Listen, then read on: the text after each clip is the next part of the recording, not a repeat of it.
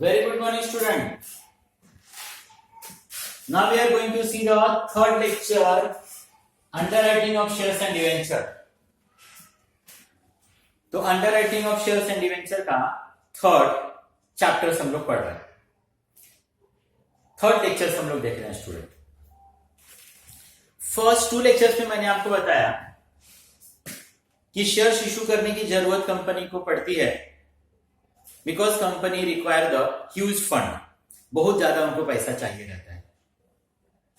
तो हम लोगों ने देखा कि प्रमोटर्स आता है, promoters start the company, they invest some part of amount and rest of the amount they are going to issue they collect from the public।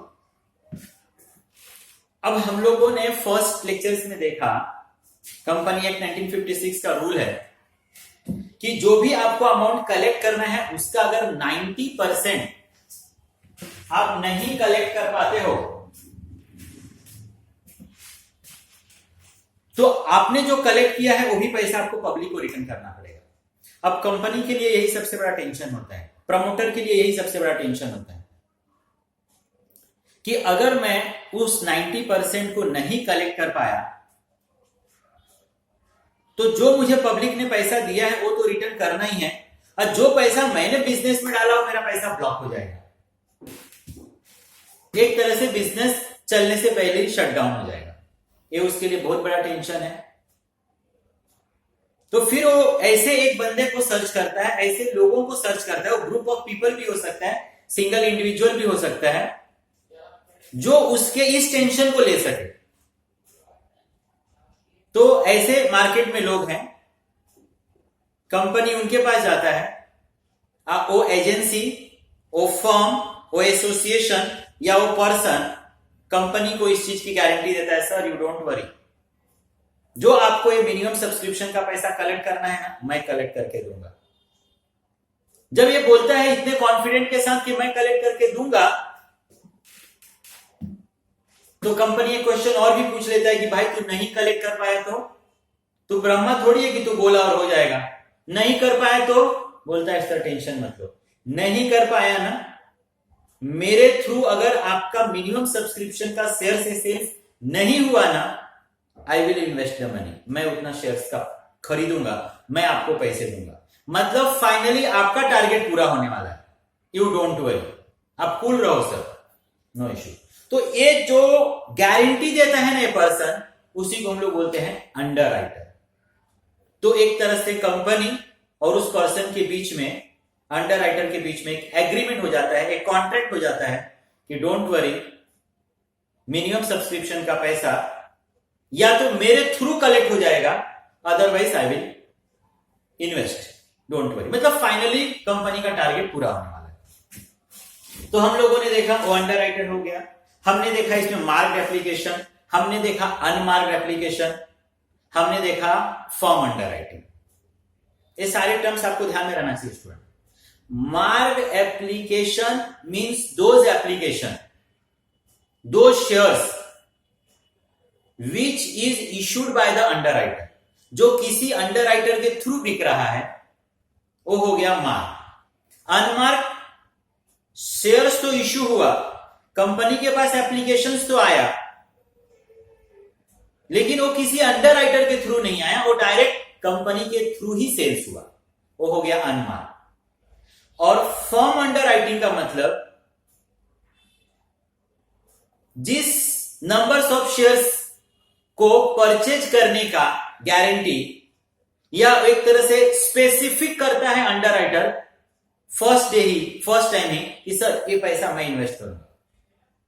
मतलब जिस चीज का उसने प्रॉमिस किया है, उसने 5000 शेयर्स का प्रॉमिस किया है, पब्लिक अगर 3000 ही खरीदा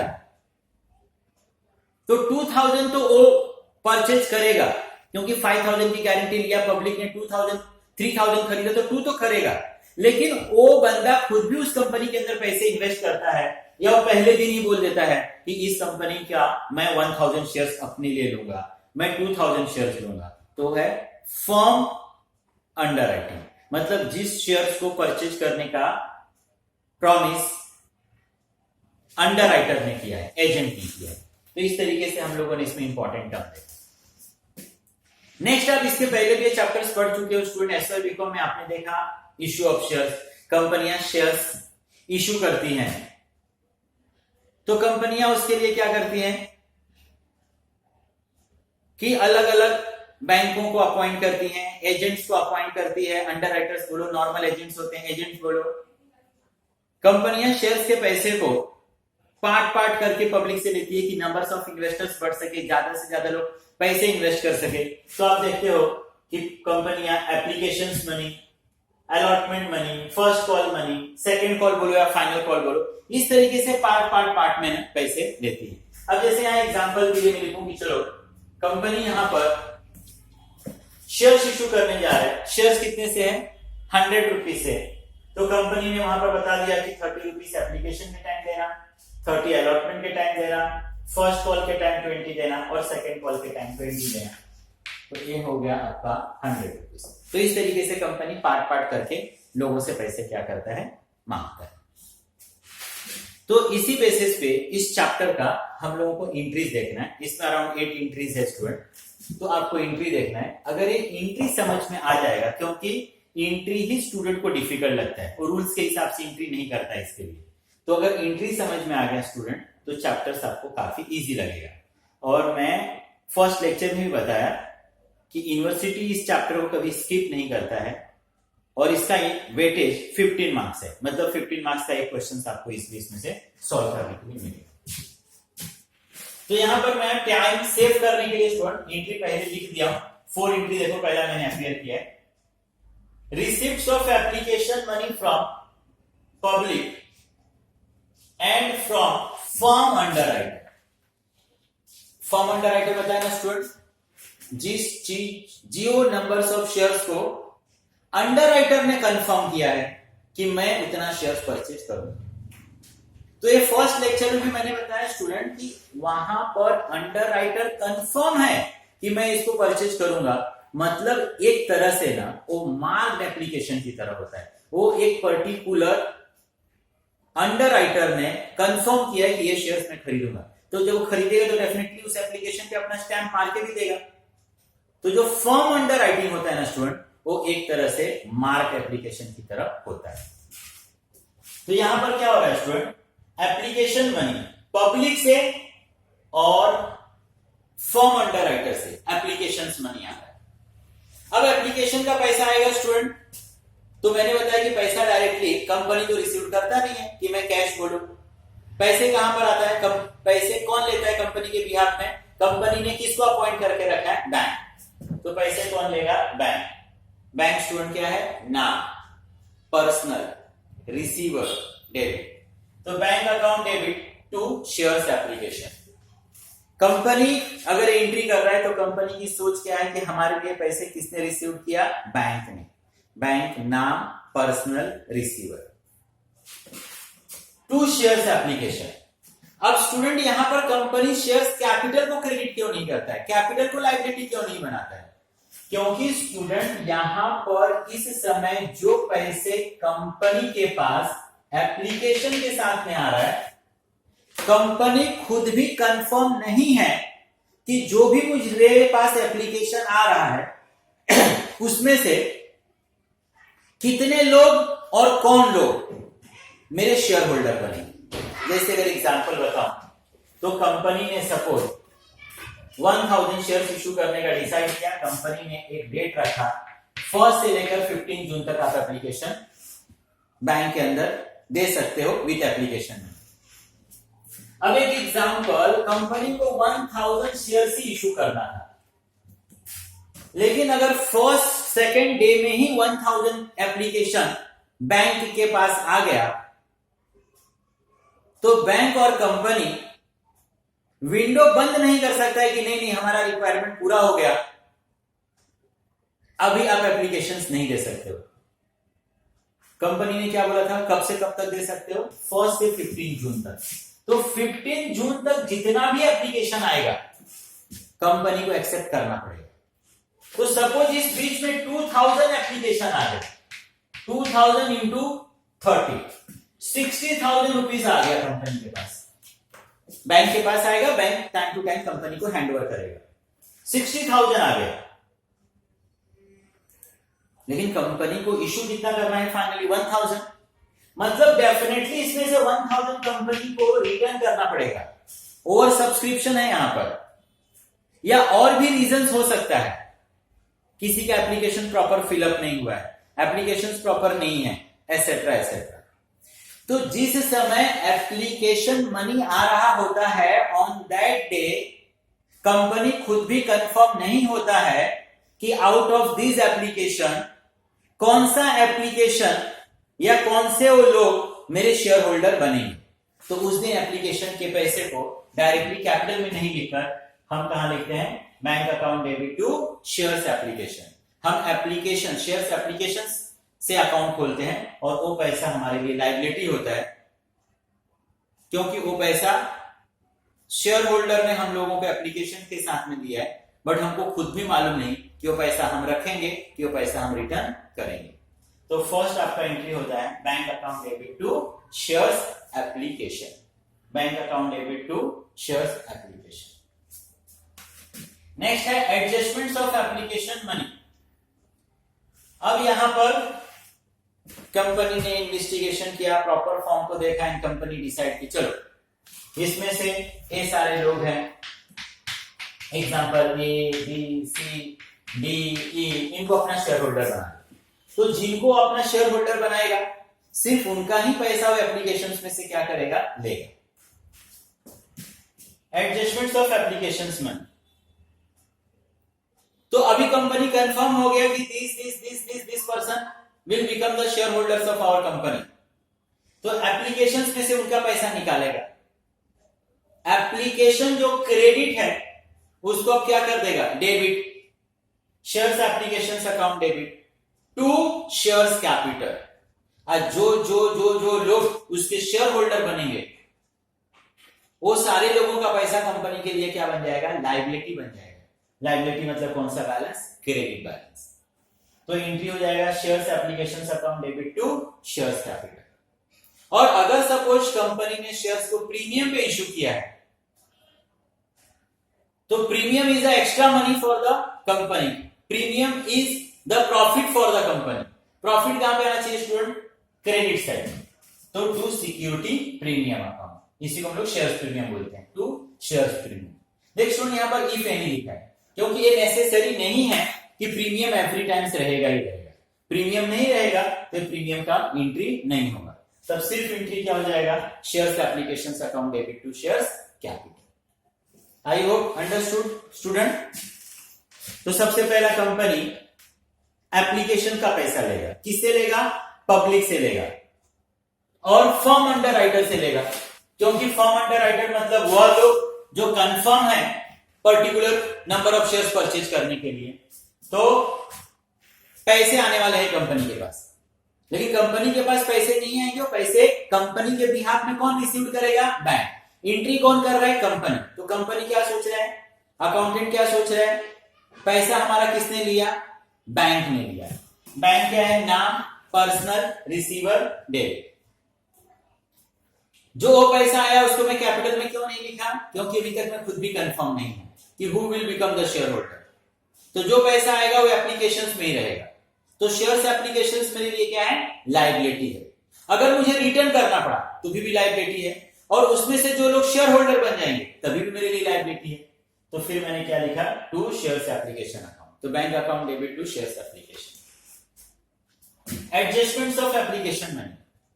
अब सेकेंड स्टेज में जाकर मैं कंफर्म हो रहा हूं कि चलो A B C D E F G all this people will become the share holders of company.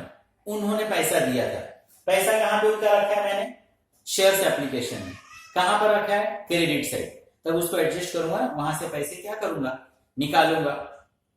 तो शेयर्स एप्लीकेशंस अकाउंट डेबिट, वो सारे लोग मेरे कौन बनने वाले हैं? Share holder. तो उनका जो पैसा आएगा मेरे पास वो क्या हो जाएगा? Share capital. शेयर कैपिटल मेरे लिए क्या है? Liability, credit balance. तो टू शेयर्स कैपिटल। और अगर मैंने शेयर्स प्रीमियम पे इश्यू किया है, अगर मैंने शेयर्स प्रीमियम पे इश्यू किया है, premium means extra money. Extra money मेरे लिए क्या है? प्रॉफिट।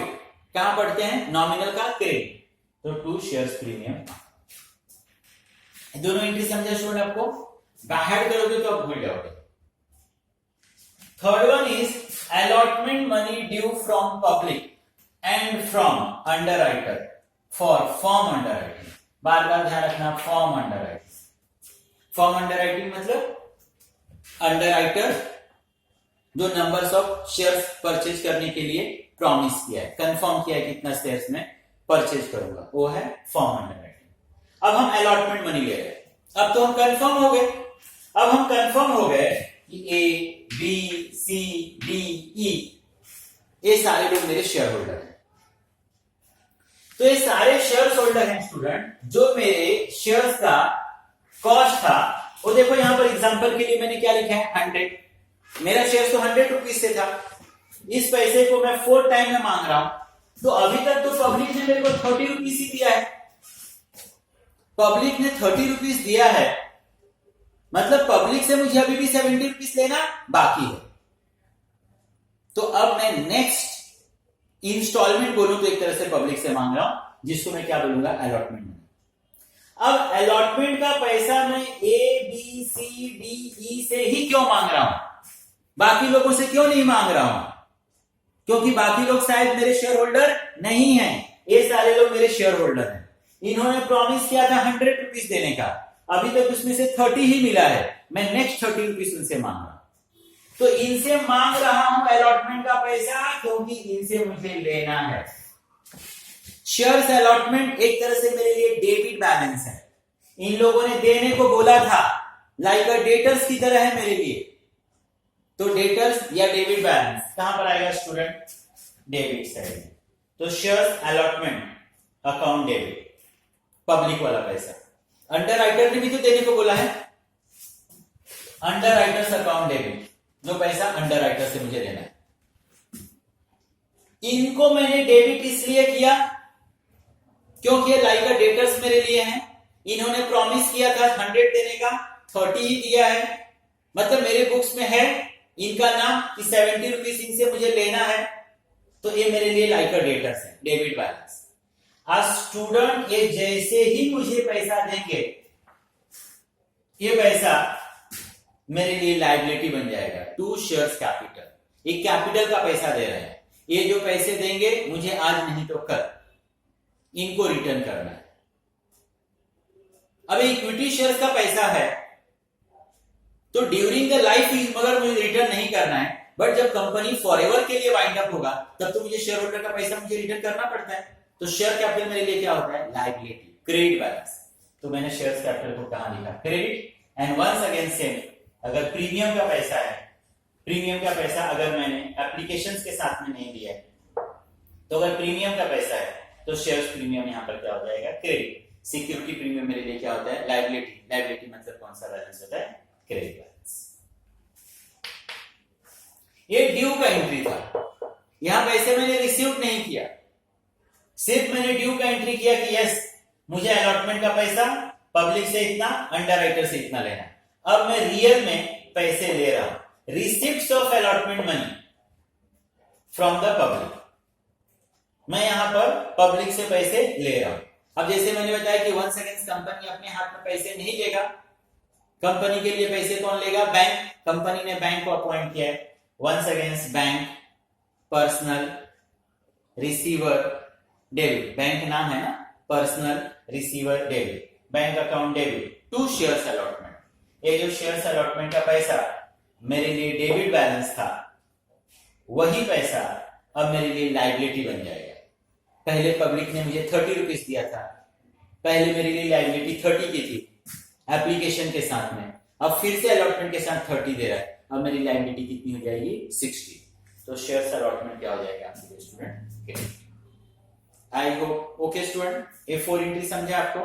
चलो ये 4 एंट्री एक बार रिपीट करते हैं, then we see the next 4 entry. तो फर्स्ट वन है receipts of application money from public and from form underwriting. हम लोगों को एप्लीकेशंस का पैसा आ रहा है, किसको आ रहा है? कंपनी को। कंपनी का अकाउंटेंट एंट्री कर रहा है। सिंपल क्या सोचेगा? कंपनी के हाथ में पैसा नहीं आया, पैसा कौन लेगा? बैंक। बैंक नाम, पर्सनल, रिसीवर, डेबिट। तो bank account debit to shares application. Application का जो पैसा आएगा वो कंपनी के लिए लायबिलिटी है। शायद इसमें से कुछ पैसे मुझे रिटर्न करना पड़े, शायद इसमें से कुछ लोग मेरे शेयर होल्डर बन जाए, एसेट्रा एसेट्रा। तो bank account debit to shares application. Next one है एडजस्टमेंट्स ऑफ एप्लीकेशन मनी। अब एप्लीकेशन मनी को हम लोग एडजस्ट कर रहे हैं। एप्लीकेशन आने के बाद हम उसका स्क्रूटिनी करेंगे and we come to know कि अरे चलो जो भी मेरे पास टोटल एप्लीकेशन आया उसमें से all these person will become the share holder. तो जो लोग मेरे शेयर होल्डर बनेंगे उनका पैसा मेरे लिए लायबिलिटी बनेगा, वो शेयर कैपिटल में कन्वर्ट हो जाएगा। पैसा जब आया था तब मैं कंफर्म नहीं था कि ABCDE मेरे लिए शेयर होल्डर बनेंगे, तो उनका पैसा कहां पे था? क्रेडिट साइड में था, एप्लीकेशन में था। अब वहां से मैं पैसे निकालूंगा क्योंकि अब मैं कंफर्म हो गया कि these are the share holder. तो शेयर्स एप्लीकेशन के अंदर ABCDEF लोगों ने जो पैसा दिया था वो क्रेडिट साइड में था। अब वहां से पैसे निकालूंगा तो क्या हो जाएगा? डेबिट हो जाएगा। Shares application account debit. उनका पैसा मेरे लिए क्या बन गया? अभी शेयर कैपिटल, लायबिलिटी बन गया। शेयर होल्डर का पैसा मेरे लिए क्या होता है? शेयर कैपिटल क्या होता है? लायबिलिटी। बैलेंस शीट में देखते हो कहां लिखा रहता है? क्रेडिट साइड, तो शेयर्स कैपिटल। और अगर प्रीमियम है तो shares premium. Allotment money due from public and from underwriter. अभी हम लोग यहां पर अलॉटमेंट का पैसा डिमांड कर रहे हैं पब्लिक से। पब्लिक ने पहले सिर्फ एप्लीकेशन का पैसा दिया। अब माय डियर स्टूडेंट, मैं अलॉटमेंट का पैसा क्यों मांग रहा हूं? पब्लिक को फिर क्यों बोल रहा हूं पैसा देने के लिए? क्योंकि पब्लिक ने कितना देने के लिए बोला था? मेरे शेयर्स का कॉस्ट क्या था, वैल्यू क्या थी, फेस वैल्यू कितना था? 100। एप्लीकेशन के टाइम में पब्लिक ने कितना दिया था? एग्जांपल जो यहां दिखा रहा हूं 30। तो अब मैं उनसे अलॉटमेंट वाला 30 रुपीज मांग रहा हूं। शेयर्स अलॉटमेंट का पैसा ABCD से मांग रहा हूं। क्यों? मेरा हक है, मेरा राइट्स है। उन्होंने 100 देने को बोला था, 30 दिया है, तो अभी भी उनसे मुझे पैसे 70 लेना है, तो मैं फिर से उसमें का एक पार्ट मांग रहा हूं 30 रुपीज। तो अलॉटमेंट का पैसा मेरे लिए डेबिट बैलेंस है। अंडरराइटर से लूंगा सेम टू शेयर्स कैपिटल। जैसे ही वो हाथ में मेरे पैसे रखेगा वो मेरे लिए फिर से बन जाएगा लायबिलिटी। लायबिलिटी मतलब क्रेडिट बैलेंस। और अगर प्रीमियम पे है तो premium profit credit. Received of allotment money from public, ये ड्यू था, अब मैं उसी का रिसीव्ड का एंट्री कर रहा हूं। यहां सिर्फ मांगा था, अब पब्लिक क्या कर रहा है? दे रहा है। तो वंस अगेंस्ट मैंने बताया कि पैसे हमारे बिहाफ में कौन कलेक्ट करेगा? बैंक। एंट्री कौन कर रहा है? हम। बैंक क्या है? नाम, पर्सनल, रिसीवर, डेबिट। तो बैंक अकाउंट डेबिट। और शेयर्स अलॉटमेंट जिसको मैं डेबिट बोल रहा था, जैसे ही पब्लिक ने पैसा दिया ये पैसा भी कैपिटल के अंदर प्लस हो जाएगा और ये मेरे लिए कौन सा बैलेंस बन जाएगा? क्रेडिट। तो एंट्री हो जाएगा bank account debit to shares allotment. I hope ये 4 एंट्री समझा होगा स्टूडेंट आपको।